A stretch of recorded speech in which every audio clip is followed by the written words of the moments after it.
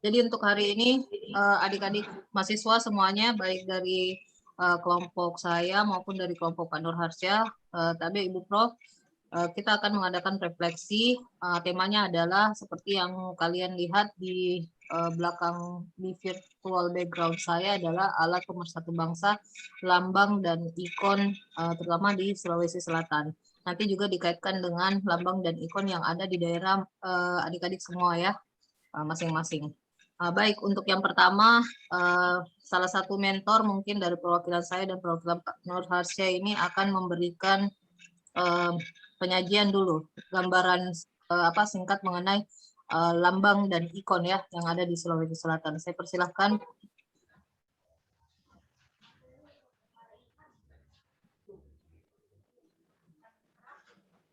Siapa yang mentor?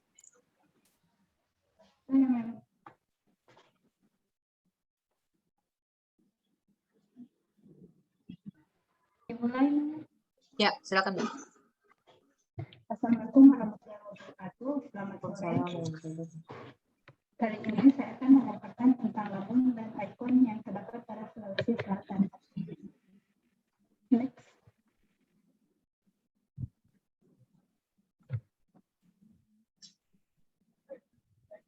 Yang pertama adalah lambang. Berikut ini adalah lambang dari Sulawesi Selatan dan tiap elemen dari lambang ini memiliki arti. Yang pertama adalah bintang sebagai simbol kepercayaan kepada Tuhan Yang Maha Esa. Untuk padi dan kapas melambangkan kemakmuran. Untuk badik melambangkan senjata khas Sulawesi Selatan. Perahu pinisi melambangkan jiwa bahari para pelaut Inggris yang tenang. Roda bergerigi melambangkan industri sebagai tulang punggung. Dan pacu melambangkan masyarakat agraris sebagai dasar. Untuk gunung dan sawah sebagai simbol pangkal menuju masyarakat sosialis Indonesia. Benteng Sumba Opu melambangkan kepahlawanan yang gagah berani. Untuk kelapa melambangkan hasil bumi dari Provinsi Sulawesi Selatan. Dan tulisan Lontara Toyopudi bermakna teguh dalam keyakinan. Next slide.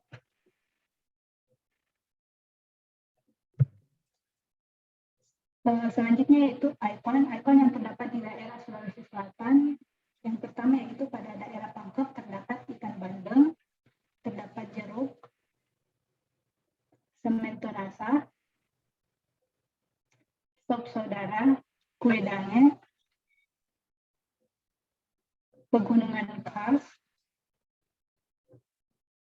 dan di daerah Entrekan terdapat dangke, dan di daerah Sengkang terdapat sutra. Di Parepare terdapat mantau, di Jeneponto terdapat coto kuda. Di Makassar terdapat Pantai Losari,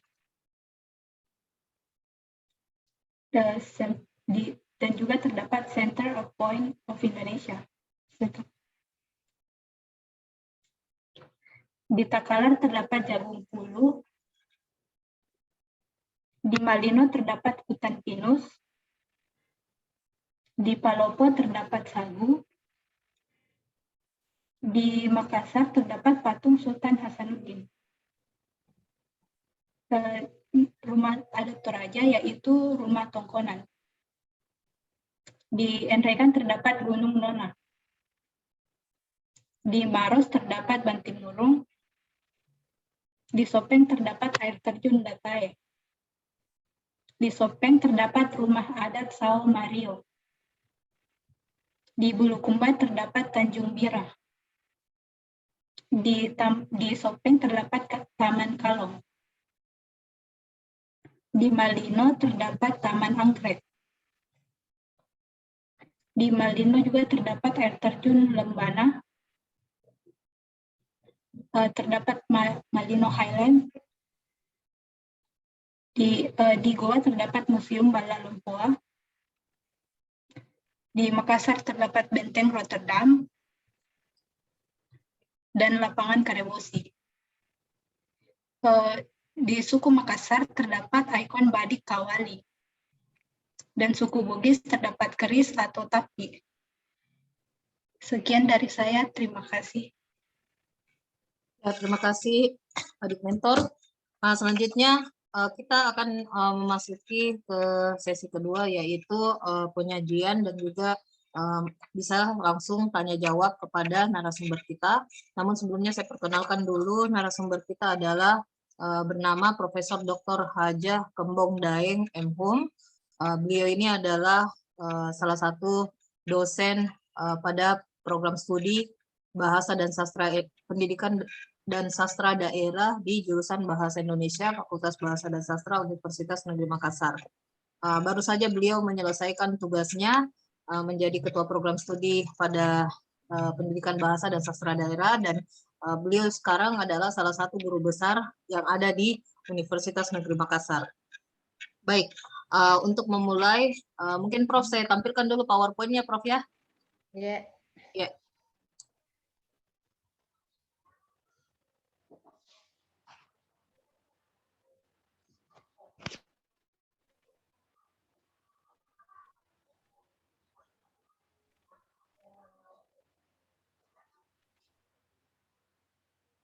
Ya, sudah kelihatan, Prof. Ya, baik. Bismillahirrahmanirrahim. Assalamualaikum warahmatullahi wabarakatuh. Waalaikumsalam warahmatullahi wabarakatuh. Yang saya hormati Bapak Dr. Nur Isa dan Ibu Dr. Fatima Amin, yang alhamdulillah ini adalah pasangan yang kompak dan melahirkan sebuah kegiatan atau inovasi yang luar biasa. Ya, demikian pula Ibu penyaji yang pertama. Ya. Selamat atas raihan atau prestasi yang dapat diukir sehingga kegiatan ini dapat dilaksanakan dengan baik. Bunda menyampaikan selamat kepada mahasiswa yang hebat yang dapat bergabung dalam modul Nusantara. Pertama-tama, marilah kita memanjatkan syukur kehadirat Tuhan Yang Maha Kuasa, karena atas rahmat dan isinya lah sehingga dipertemukan di forum ini. Baiklah, berbicara tentang simbol, ikon, dan indeks, ya, maka sebagai bangsa Indonesia kita harus berbangga karena memiliki keanekaragaman bahasa, sastra, dan budaya yang dapat mempersatukan kita dalam Bhinneka Tunggal Ika. Keanekaragaman budaya tersebut mencerminkan kekhasan kekayaan Nusantara dan sekaligus sebagai perekat persatuan dan kesatuan bangsa. Setiap suku bangsa ini memiliki kearifan lokal yang perlu dikaji secara ilmiah agar dapat dipahami oleh seluruh masyarakat Indonesia. Karena itu, Ananda sebagai mahasiswa harus memiliki rasa bangga dan cinta terhadap budaya dan bahasa yang dimilikinya. Meskipun berbeda-beda, tetapi hal ini merupakan salah satu perekat bagi seluruh bangsa Indonesia. Nah, salah satu teori yang mengkaji kearifan lokal Sulawesi Selatan yaitu teori semiotika. Ya. Nah, di sini Charles Peirce itu membagi 3 macam relasi tanda, yaitu ikon, indeks, dan simbol.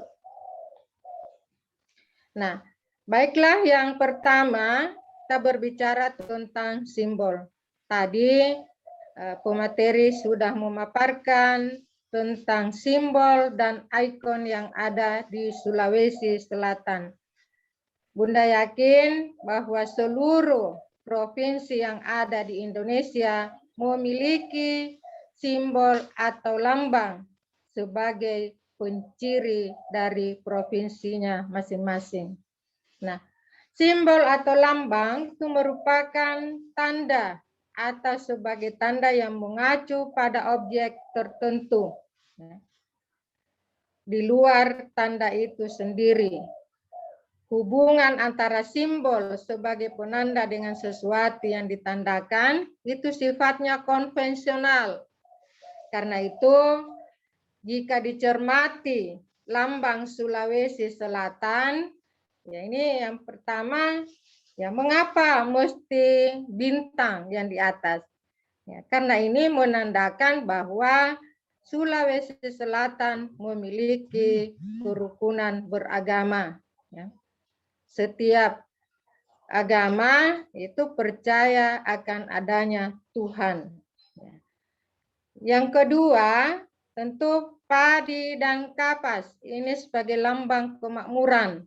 Ya, tentu ada sebagai pangan dan sandang, ya, sebagai kebutuhan utama manusia. Yang ketiga, ya, tadi dijelaskan bahwa ada gunung dan sawah.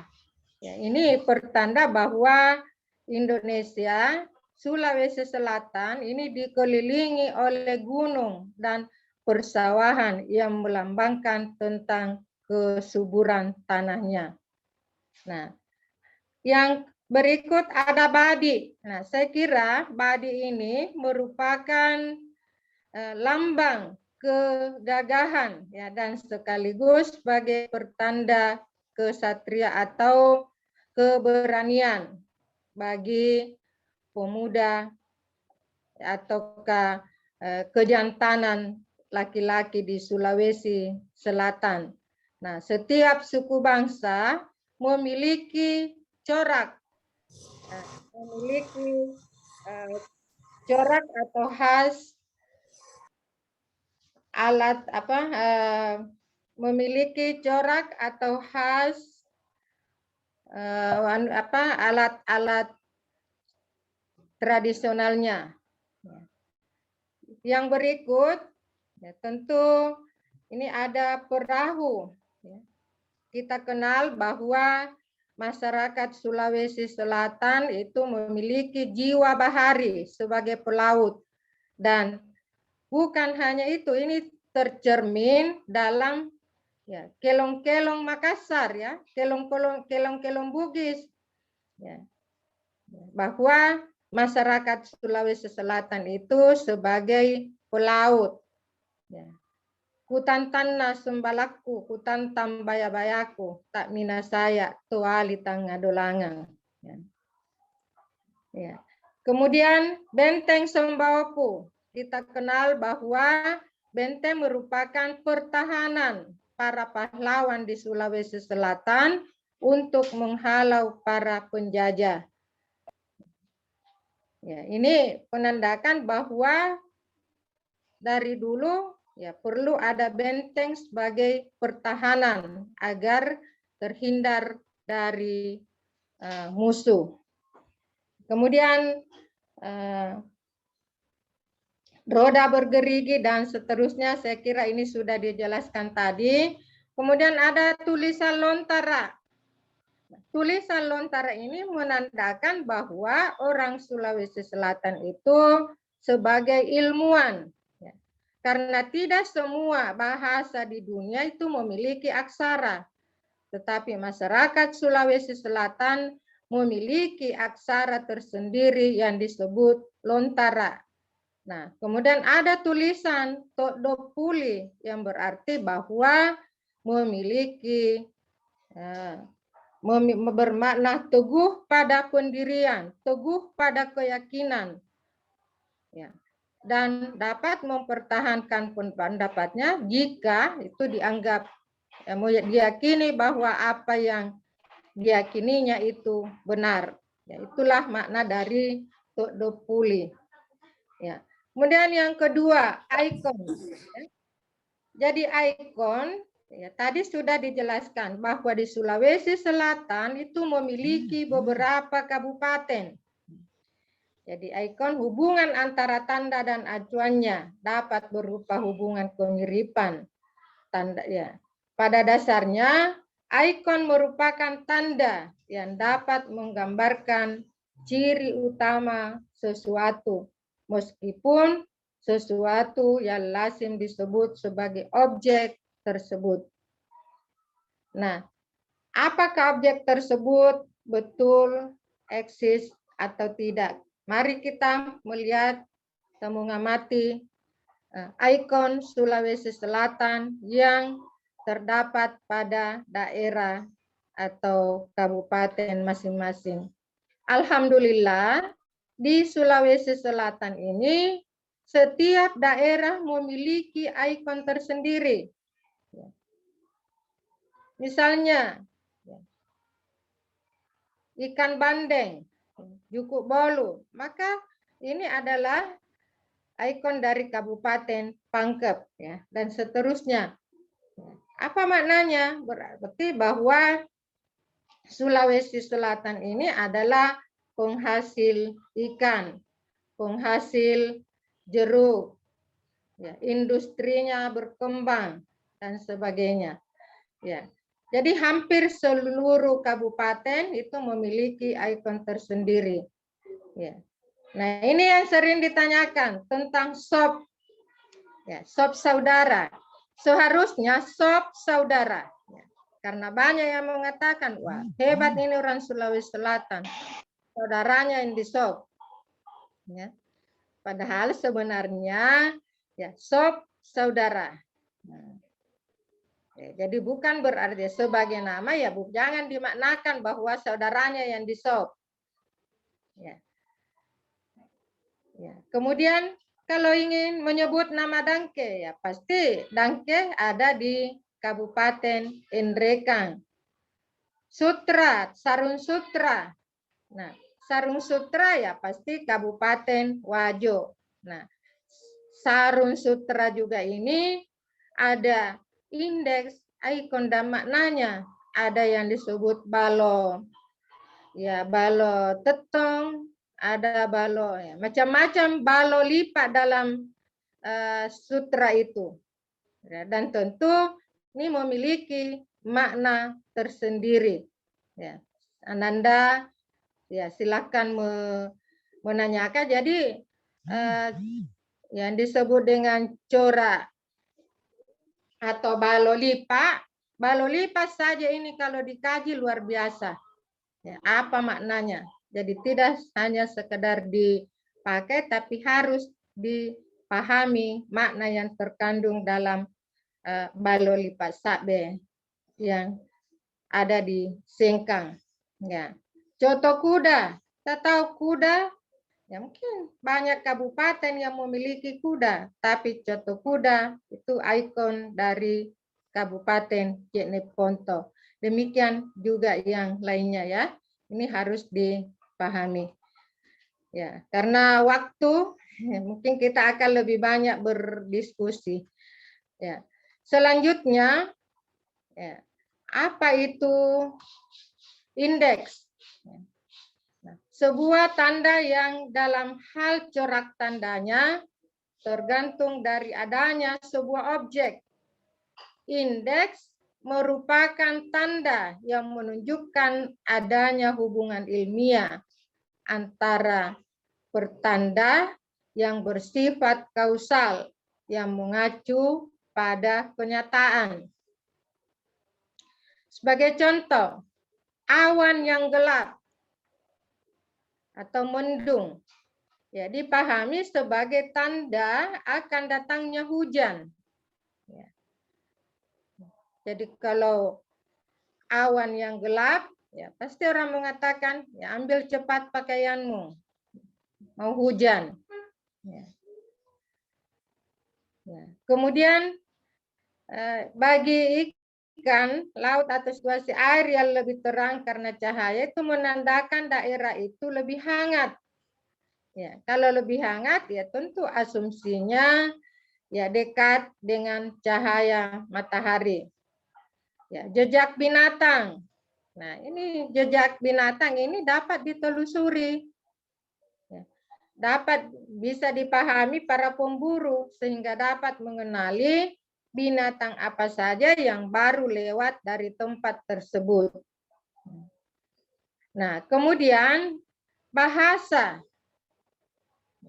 Setiap suku bangsa ini pada umumnya memiliki bahasa daerah tersendiri.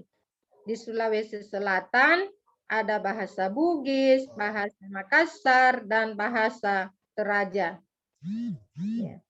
Itu bahasa ibu di Sulawesi Selatan.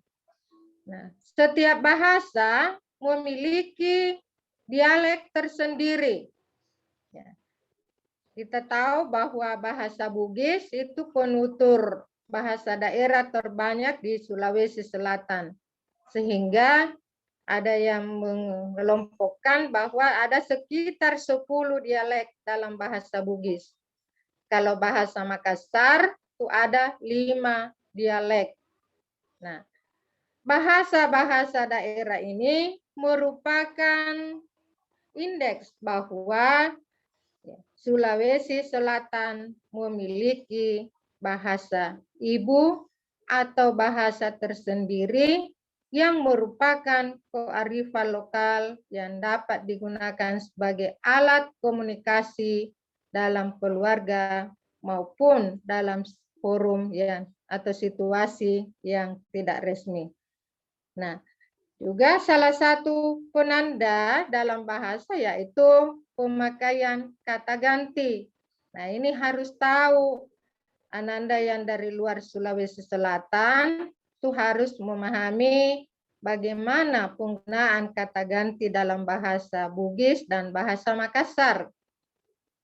Karena pemakaian kata ganti ini kadang ya menimbulkan kesalahan pemahaman karena tidak memahami bagaimana sebenarnya makna dari pemakaian kata ganti tersebut, terutama penggunaan kata kita yang kadang dikacaukan dengan kata ganti idi dan kate dalam bahasa Bugis.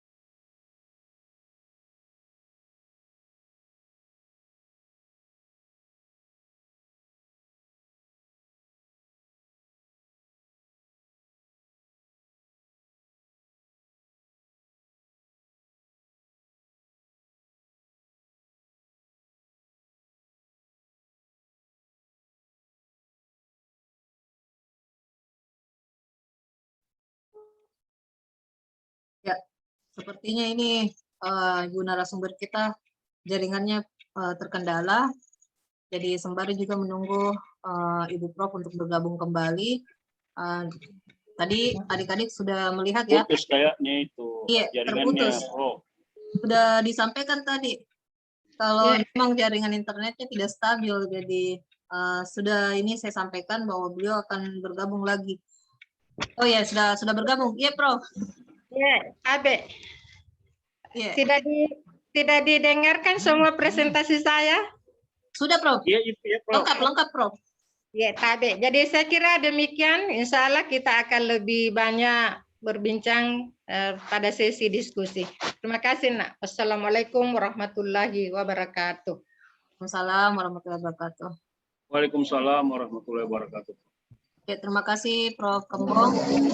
Ya, jadi sudah mendengarkan ya adik-adik mengenai pemaparan dari apa sih makna apa tadi lambang, ikon, dan ada tambahan satu yang dikaitkan dengan teori semiotika yaitu indeks. Saya yakin dan juga tadi Prof. Kombong sudah sampaikan bahwa ada apa di setiap daerah ini memiliki lambang, ikon-ikon yang menjadi identitas daerah masing-masing. Mungkin sedikit banyaknya adik-adik sudah mengidentifikasi ya dan sudah tahu apa-apa saja lambang dan ikon-ikon yang ada di daerah kalian. Silakan adik-adik jika ingin bertanya atau sharing baik dari kelompok saya maupun dari kelompok Pak Nur Harsya, silakan.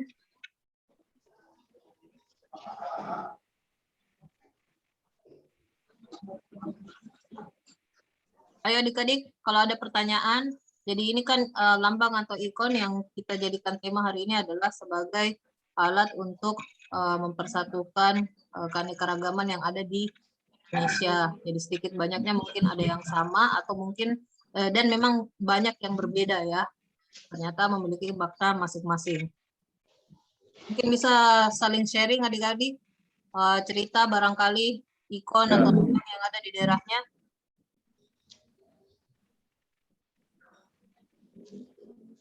Saya minta adik-adik dari di bawah bimbingan saya juga silakan melakukan diskusi. Mungkin ada yang ingin ditanyakan terkait dengan penjelasan dari Prof tadi.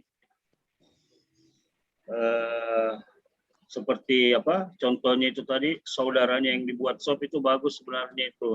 Karena mungkin tidak ada di tempat lain itu seperti yang dijelaskan sama Prof bahwa ada makanan khas namanya sop saudara. Jadi jangan salah kaprah.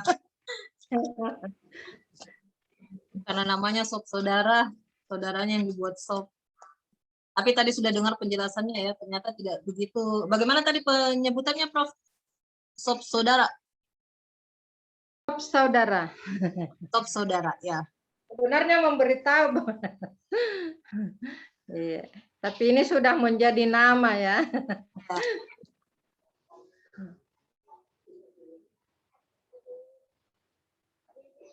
Dinyalakan dulu semua videonya, dia ada jika ini semua adik-adik di ini. Karena kenapa ini para dosen dan mentor ini yang menyala videonya.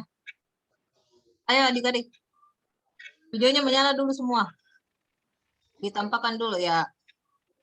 Supaya bisa tahu ya. Bisa saling sharing. Saya mau mulai dengan anggota saya dulu. Nurul dulu deh. Nurul Lailatul. Membuka dulu Nurul ya. Siapa tahu apa sih ikon yang ada di Jombang ya?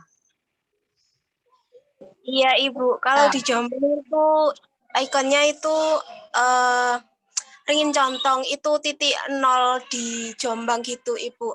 Jadi kan beringin itu kan teduh gitu. Jadi maksudnya itu kemakmuran bagi warga Jombang gitu. Kalau untuk tiap tempat itu saya hanya tahu di Wonosalam itu durian Ibu.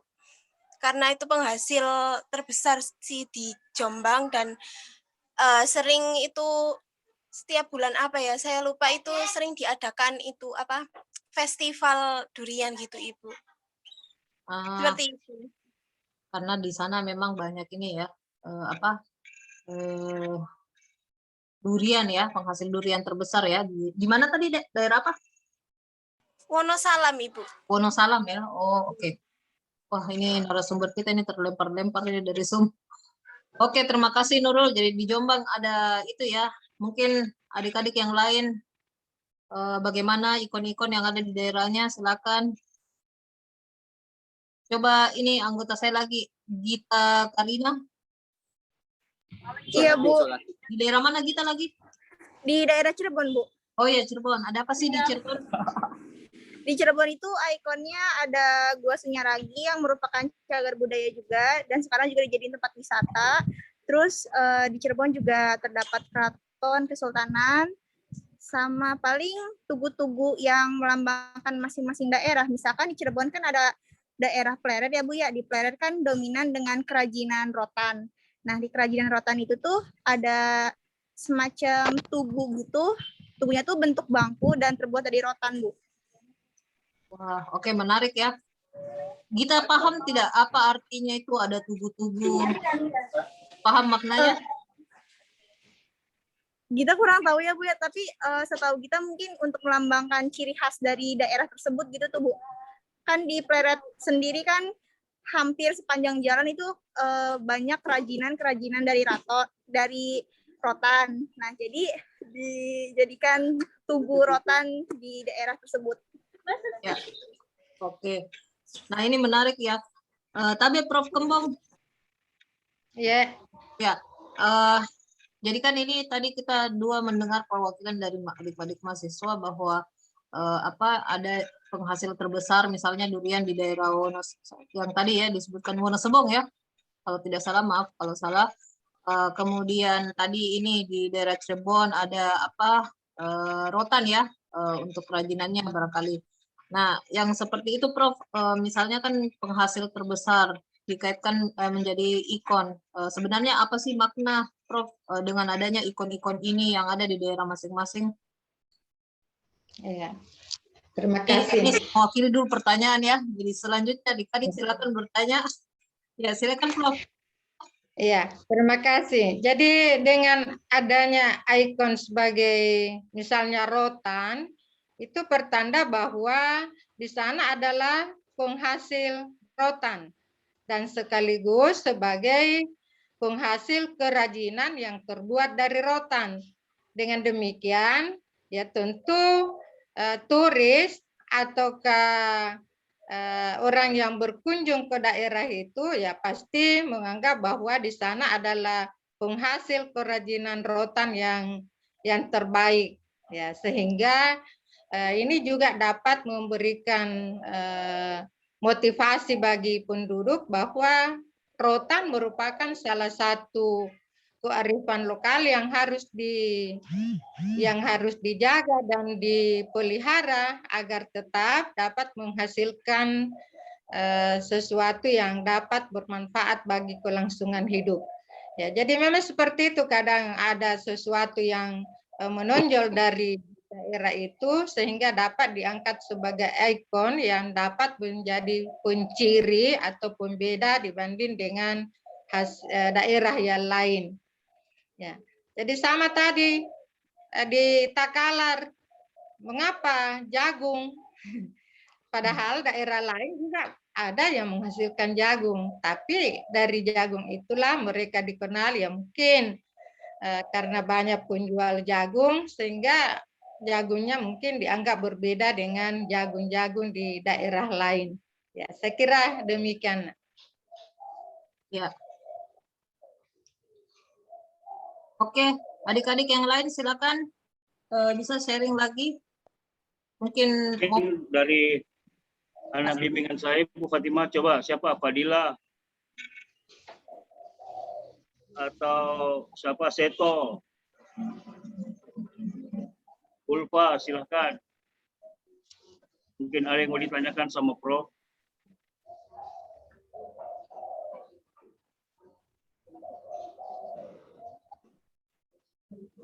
Coba Fadila, apa keistimewaan dari daerah asalmu? Mungkin seperti yang dijelaskan sama Prof tadi di Sulawesi Selatan itu ada sop saudara, mungkin di tempatmu ada makanan khas juga yang namanya juga bisa menjadi ikon atau lambang. Silahkan. Barangkali ini Pak Nurhasa Vina. Ya, anggotanya ya. Silahkan Vina.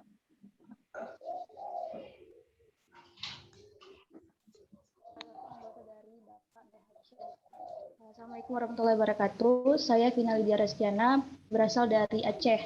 Nah, jadi saya ingin menceritakan sedikit simbol atau lambang dari Aceh. Nah, jadi lambang atau simbol yang ada di Aceh itu dia berbentuk seperti kopiah, Bu. Nah, jadi kopiah. Dan di dalam gambar kopiah itu dia ada juga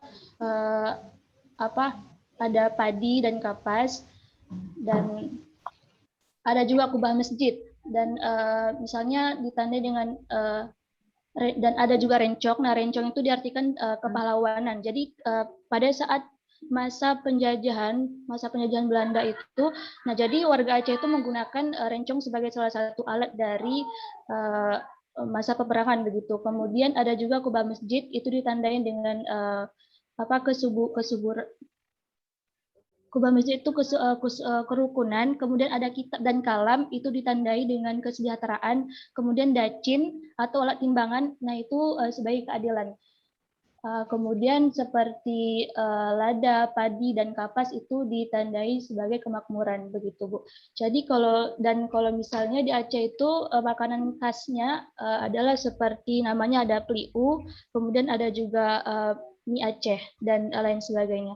Saya rasa cuma sekian yang dapat saya sampaikan Pak. Terima kasih. Wassalamualaikum warahmatullahi wabarakatuh. Waalaikumsalam warahmatullahi wabarakatuh.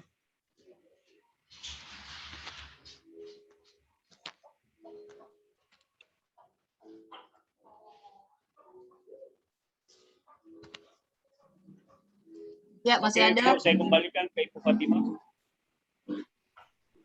Silakan adik-adik ya, kalau misalnya mungkin masih meraba-raba apa sih lambang atau ikon yang ada di daerah kalian, karena tentu saja dengan kalian saling sharing ya di sini bisa kita saling mengidentifikasi dan mengenal apa saja sih ikon-ikon yang ada di daerah kalian masing-masing. Siapa tahu insya Allah kita dapat berkunjung dan juga semakin membuat kita semua ini bangga bahwa Indonesia ini benar-benar memiliki ikon-ikon yang tadi Ibu Prof sudah sampaikan bisa menjadi kebanggaan atau identitas bagi kita yang berasal dari daerah tersebut. Mungkin saya perluas lagi untuk poin pertanyaannya, Ibu Prof. Mana ini? Yeah. Oh ya, saya mencari-cari. Ini Prof, kalau misalnya ini kan ada ikon, ada lambang seperti ini, sebenarnya apa makna yang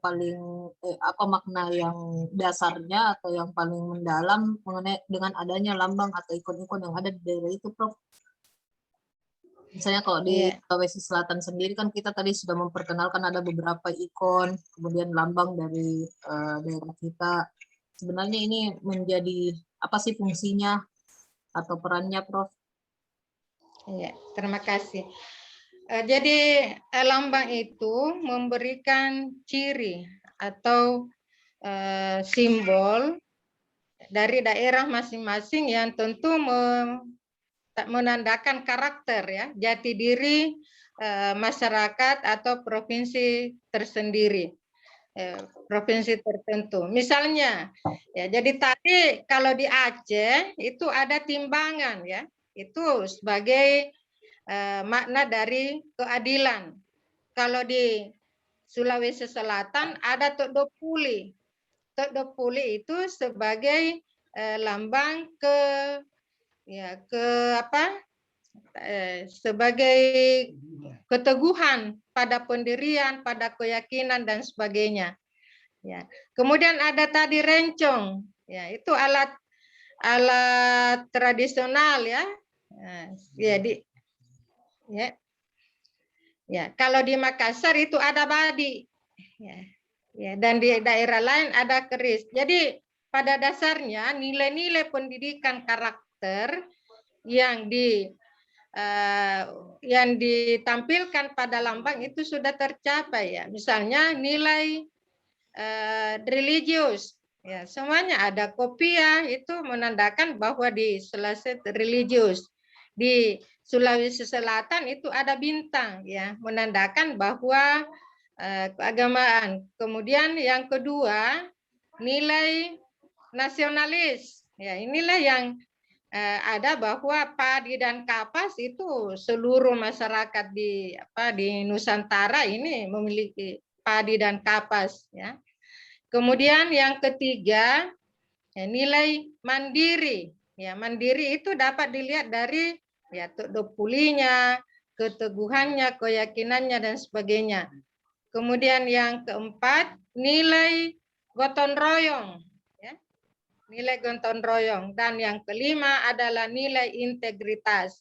Nah, nilai-nilai inilah yang menyatu dalam sebuah lambang dari suatu daerah sebagai jati diri masyarakat pendukungnya. Nah, sebagai mahasiswa, sebagai generasi milenial, lambang itu bukan hanya sekedar pajangan, tapi kita harus memaknai apa makna di balik simbol tersebut, sehingga kita merasa bangga tentang kekayaan daerah kita masing-masing.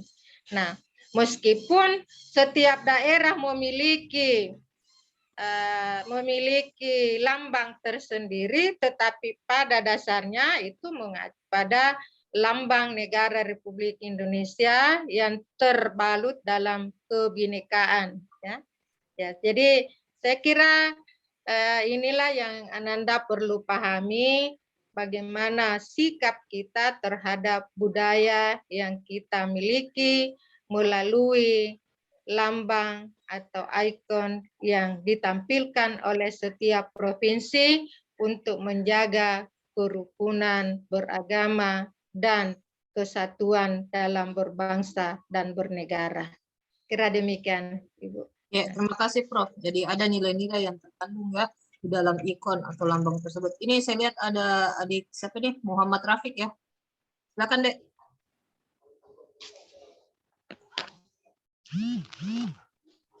Baik Ibu, terima kasih atas kesempatannya. Tadi dalam ikon di Sulawesi Selatan itu, tepatnya di daerah Pangkeng kalau tidak salah, ada ikon ikan bandeng gitu Bu. Di Banten juga ada ikon ikan bandeng, namun dalam bentuk olahan sate bandeng. Jadi bandengnya itu dihancurkan terlebih dahulu, kemudian disatukan, dicampur dengan bahan-bahan lain untuk dijadikan sate. Nah, kalau di Sulawesi Selatan itu ikan bandengnya itu seperti apakan ya Bu? Itu yang pertama. Kemudian tadi ada dalam sutra itu ada istilah balo teteng, ada balo lipa, itu maksudnya bagaimana ya Bu? Terima kasih. Terima kasih Rafiq. Rafiq dari daerah mana, Dek? Saya dari Banten, Bu. Banten ya? Iya. Ya, Prof. Dari daerah Banten ini, Prof. Bertanya soal ikan bandeng atau kita bolu sama kain sutra yang ada di Siwa. Prof Kembong.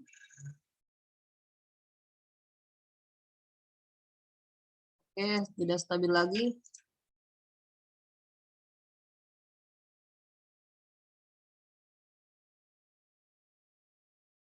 Ya, sembari kita ini menunggu narasumber bergabung lagi, jadi sepertinya terlempar lagi nih. Jadi tadi ikan bandeng ya, Dek, di Banten itu dibuat sate ya. Betul, Ibu. Nah, itu menarik juga sih. Memang belum pernah barangkali kita di Pak Acak ya, belum pernah kita di Sulawesi Selatan barangkali ada ikan bandeng atau bolu yang dibuat sate. Ya, Prof Kembong. Ya, tidak ada kayaknya itu. Tidak ada itu.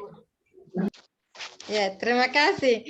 Jadi saya kira ini luar biasa ya, bahwa di mana tadi?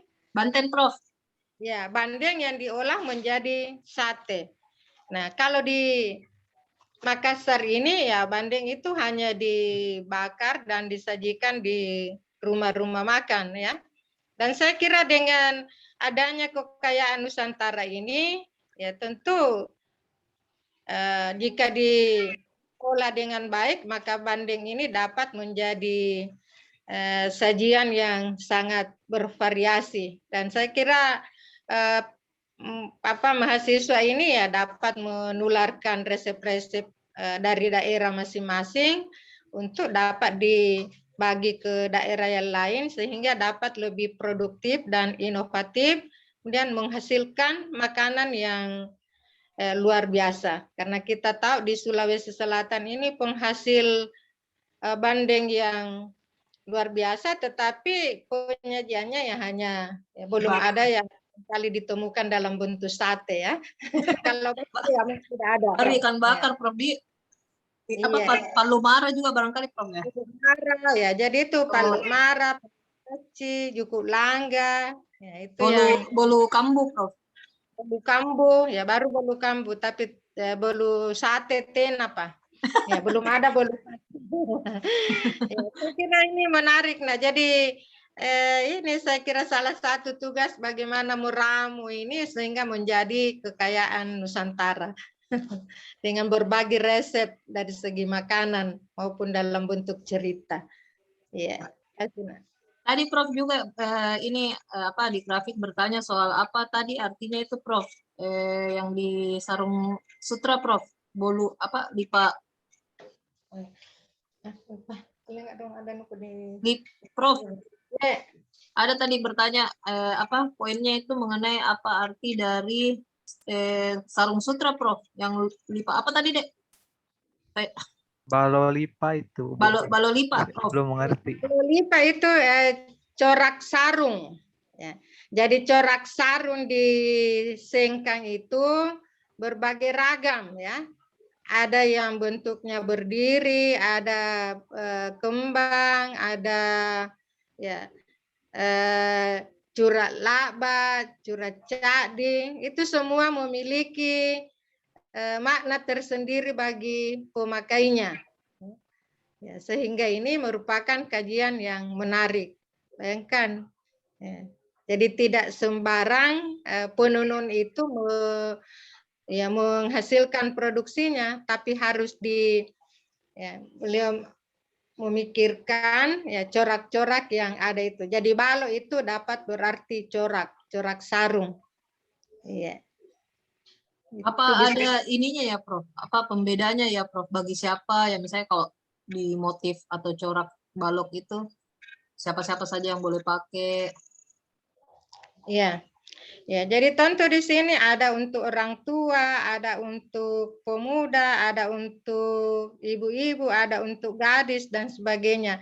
Nah, ini disesuaikan dengan baju bodo misalnya yang dikenakannya atau jas yang dipakainya. Ya, dan disesuaikan dengan ya kadang ada dari segi ya kalau dulu ya tentu disesuaikan dengan strata sosial pemakainya. Ya. Jadi corak juga ini ya Prof, motifnya ada arti bahwa tidak sembarang juga siapa yang bisa mengenakan sarung-sarung sutra tersebut ya. Jadi ada berbagai ya bergantung tujuannya. Iya. Oke, semoga bisa menjawab adik grafik ya. Selanjutnya saya lihat ini adik Dwi Rindiani, silakan Dek.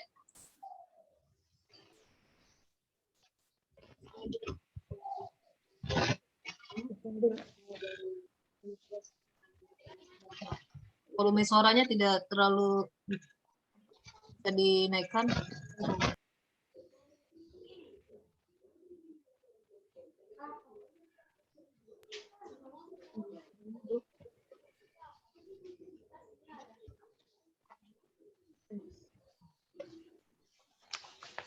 Halo, Adek Dwi.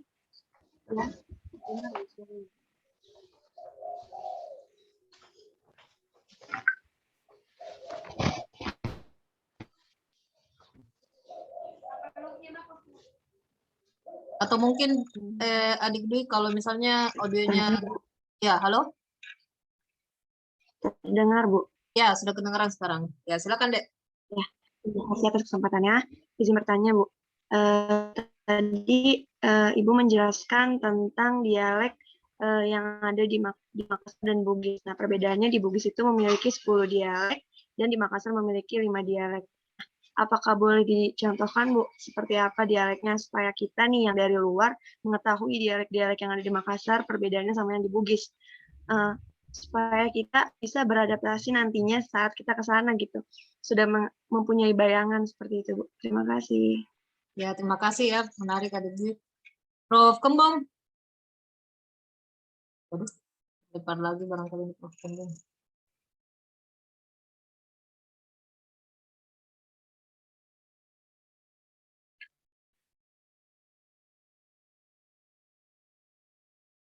Ya, kembali lagi kita akan menunggu Ibu narasumber bergabung. Jadi ada dialek ya, karena kan 4 suku yang terbesar di Sulawesi Selatan, 2 yang paling mungkin orang pada umumnya sangat mengenal, ada suku Bugis, ada suku Makassar.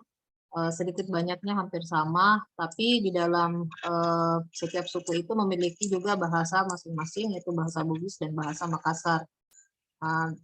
Dan ternyata di dalam bahasa Bugis dan bahasa Makassar itu memiliki ada perbedaan-perbedaan dialek.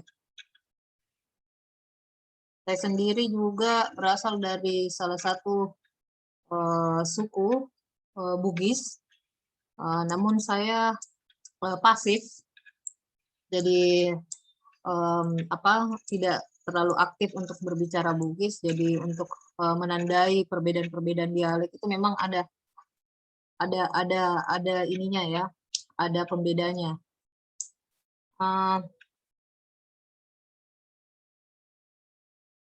Halo Prof. Kembong.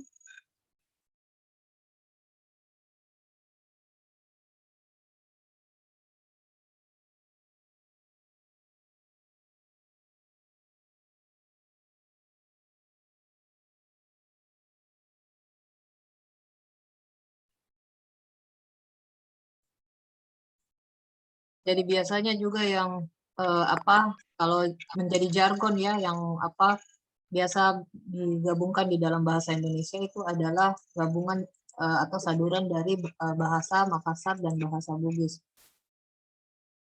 Assalamualaikum, Prof. Iya. Ya. Waalaikumsalam warahmatullahi wabarakatuh. Waalaikumsalam warahmatullahi wabarakatuh.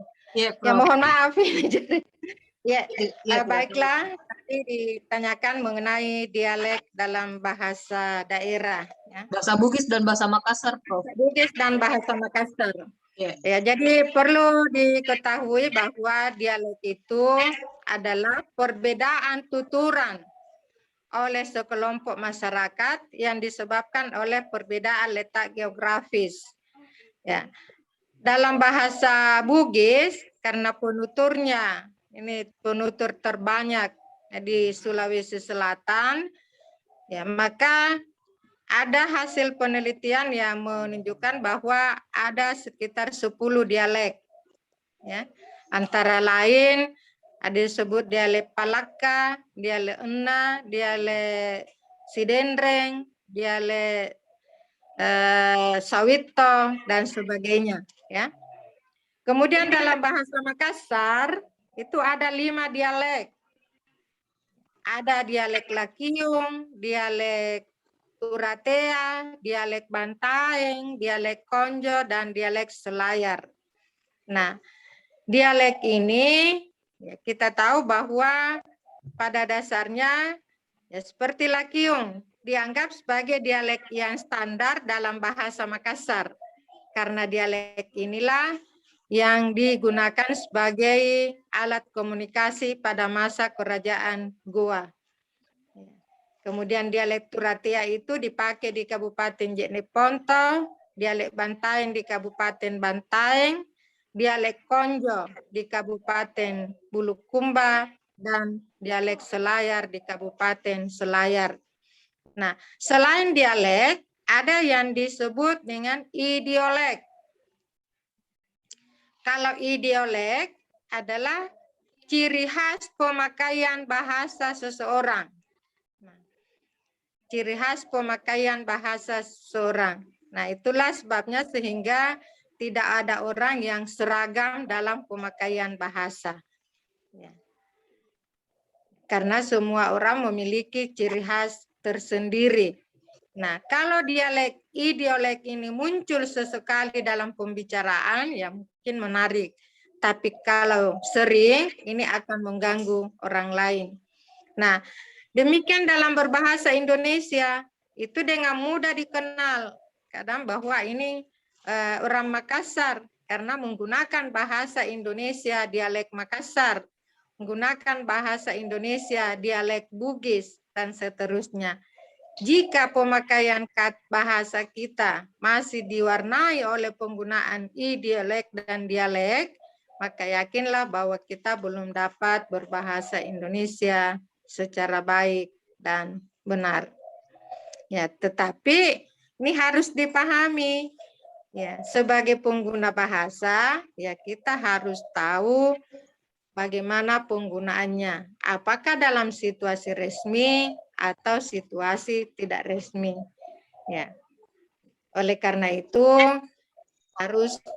bahasa itu harus dipelajari dan merupakan kerugian. Ya, saya yakin Ibu Dr. Fatima ya ahli bahasa Inggris, bahasa Indonesia, tetapi merasa bahwa ya, bahasa Bugis ya mungkin karena lahir dan besar di Makassar, kemudian dalam keluarga ya terpelajar, sehingga yang digunakan di rumah bahasa Indonesia sebagai bahasa ibu, bukan lagi bahasa Bugis sebagai bahasa ibu.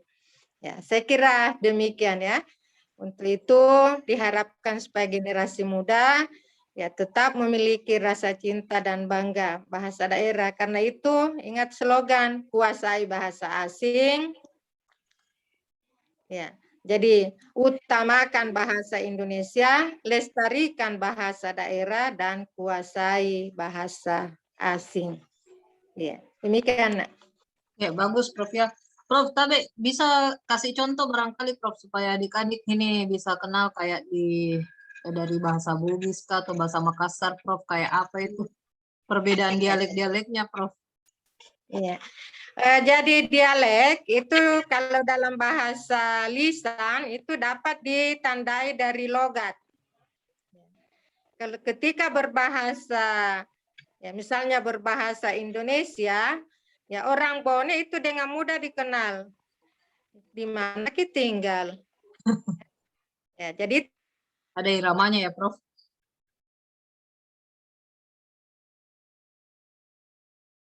Dialek Bonenya, dialek Palaka. Demikian bahasa Makassar. Di mana kita tinggal? Di mana kau tinggal? Ya itu mungkin dia nih. Ini dari Jeneponto, ini dari Takalar, ya. Ya. Andre Deku, ya, tidak ada uang saya. Ya, Andre ya mungkin dari Jeneponto dan Konjo Kecidong, ya. Konne Kecidong. Ya. Jadi Konne, Konjo yaitu dari Bulukumba ya. Jadi dapat ditandai dari mengapa disebut perbedaan dialek ya karena ya mungkin ada perbedaan kosakata tetapi dapat dipahami oleh penutur yang lain. Ya, karena itu dikenal adanya kesinoniman dalam bahasa daerah tersebut. Ya, misalnya konjo ya, bersenam dengan anjo, konne ya, ini ya. Jadi kata-kata seperti itu ya juga membedakan, tetapi bukan perbedaan bahasa karena masih terdapat saling pengertian dan saling pemahaman antara penutur yang satu dengan penutur lainnya. Nah, demikian juga dialek Sinjai yang ditandai dengan na, maka dialek itu disebut dialek na. Ya. Kira demikian. Tadi adik Dwi ya, yang lain juga ada daerah-daerah yang disebutkan oleh Prof, ada daerah di Bone, salah satu daerah yang ada di Sulawesi Selatan, daerah Sinjai, kemudian tadi Konjo itu di Bulukumba ya Prof? Iya. Ya, itu juga adalah salah satu daerah yang ada di Sulawesi Selatan. Jadi setiap daerah ini ya itu juga melahirkan dialek-dialek yang berbeda di dalam. Kalau Bone ini mayoritas adalah suku Bugis, Sinjai, juga Bugis ya Prof? Ya, atau Makassar? Bugis kalau Sinjai. Sinjai. Bulukumba, Makassar Prof ya? Ya, ada Makassar, ada Bugis. Ya, ada yang bercampur. Sama daerah Pangkep juga Prof ya, ada Bugis, Makassar ya. Mayoritasnya ada daerah-daerah di Sulawesi Selatan yang mayoritas misalnya dihuni oleh suku Bugis, ada yang juga campuran, ada juga yang suku Makassar, seperti tadi. Prof, kalau misalnya ini Prof, yang kata ki dan ko itu Prof, mari Prof. Terima kasih. Salah satu juga itu Prof ya? Ya, salah satu juga penanda dalam bahasa Bugis Makassar yaitu pemarka persona, penanda orang. Nah, dalam bahasa Bugis Makassar itu penanda honorifik, yaitu ada ki dan apa kalau bahasa Bugis? Ya, jadi ada idi, ada kate. Kemudian pemarka personanya itu ada ki, ada ta. Jadi ada proklitik, ada enklitik, dan ada pemilik. Ya. Nah, inilah yang sering dikacaukan pemakaiannya dengan penggunaan kata kita dalam bahasa Indonesia. Ya. Padahal kata idi dan kate itu merupakan kata ganti orang kedua honorifik, bentuk hormat. Karena dianggap dalam bahasa Indonesia itu tidak ada bentuk hormat, maka dipilih kata kita. Padahal kata kita dalam bahasa Indonesia merupakan kata ganti orang pertama jamak yang sifatnya inklusif. Karena itu, Ananda yang dari luar Sulawesi Selatan, jangan heran kalau misalnya ke Makassar, lalu ditanya, kapan kita datang? Sebenarnya yang ditanya itu orang kedua. Ya. Jadi sebenarnya kapan Anda tiba di Makassar? Ya. Tanya kapan kita tiba di Makassar? Ya. Yang ditanyakan itu sebenarnya orang pertama, tetapi menggunakan kata kita sebagai bentuk penghormatan. Nah, bagi orang yang tidak tahu, maka dianggap bahwa yang antara penanya dan yang ditanya itu ikut serta. Ya, ini yang harus dipahami, ini indeksnya ini orang Sulawesi Selatan, terutama penggunaan kata kita. Iya. Ya. Saya kira demikian, Nak. Jadi ini juga selain yang lalu ya adik-adik mungkin dari kelompok saya, kata mariki, nah itu juga menunjukkan bahwa salah satu penggunaan bahasa Untuk Indonesia. hormat. Ya, untuk menghormati ya orang yang ini untuk misalnya ayo mari kita misalnya. Ayo. Ya. Nah itu tadi juga kata kita, jadi mungkin adik-adik ya kalau misalnya nanti ke Makassar, kalau ditanya tadi contohnya Prof. Kembong tadi ya, kapan kita datang, artinya itu bertanya ke kalian ya, itu adalah hormatnya kita juga menggunakan kata kita. Jadi bukan kapan Anda datang, tapi kapan kita datang. Ya, menarik Prof ya. Apakah ada pertanyaan adik-adik? Bisa bertanya yang tadi lambang atau ikon-ikon yang ada di Sulawesi Selatan, atau juga bisa sharing ya di mengenai apa-apa saja ikon yang ada di daerahnya. Mungkin ada yang sama dan saya yakin memang ada yang berbeda. Bagaimana adik-adik? Nih, bersamaan juga Prof ada yang mungkin ini menutup videonya ini karena sementara ada kuliah juga. Prof ini Prof, mungkin bisa kasih semacam tips Prof atau bagaimana sih ini adik-adik mahasiswa menyikapi adanya lambang atau ikon-ikon yang ada di daerah mereka Prof, supaya mereka ini mungkin ada yang sudah tahu saja tetapi belum memahami maknanya Prof. Iya. Ya, terima kasih Nak. Nah, jadi mahasiswa yang hebat yang tentu berasal dari wilayah Nusantara yang luas, yang berbeda-beda, yang memiliki lambang, ikon, dan indeks masing-masing. Apa yang tertera pada atau lambang yang ada di provinsi masing-masing itu mempunyai makna dan nilai pendidikan karakter yang melambangkan jati diri masyarakat yang ada di daerah tersebut. Oleh karena itu, sebagai masyarakat Indonesia ini harus merasa bangga bahwa apa yang kita miliki ini janganlah dengan mudah digeser oleh budaya lain. Karena di tangan kalianlah dapat menentukan maju mundurnya, lestari tidaknya kebudayaan yang kita miliki. Nah, terutama ini dari segi bahasa yang kita miliki saat ini. Hampir setiap hari, setiap bulan, setiap tahun terjadi pergeseran dan penurunan penutur bahasa daerah. Ya.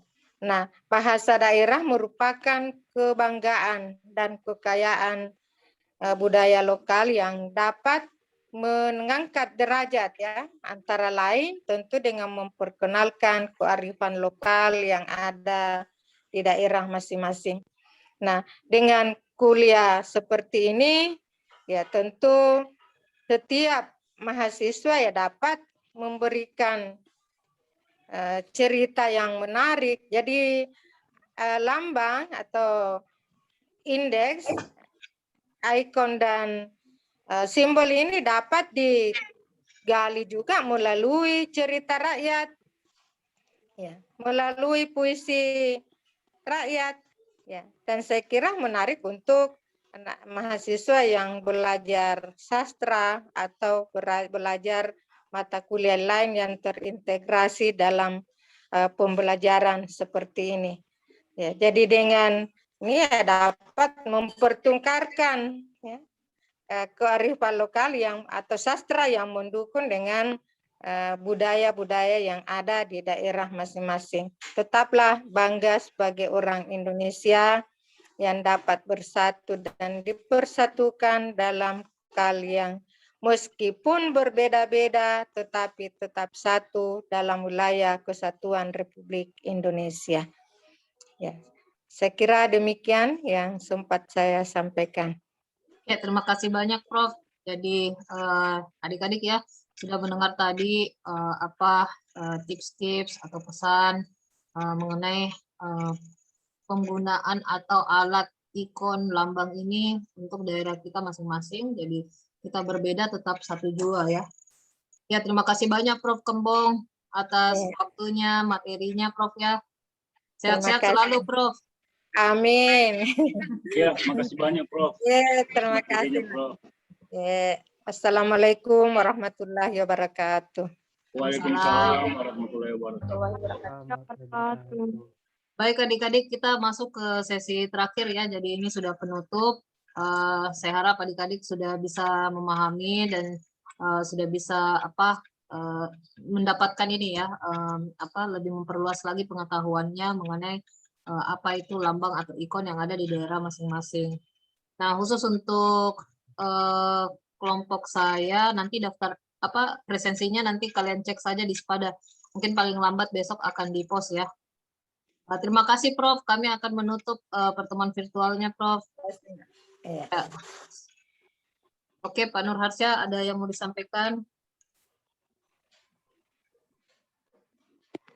Tidak ada, Ibu Fatimah, silakan kalau memang mau tutup. Ya, oke, terima kasih semua adik-adik ya. Terima kasih Prof, terima kasih Pak Nur Harsya, adik mentor semuanya atas kehadiran dan partisipasinya.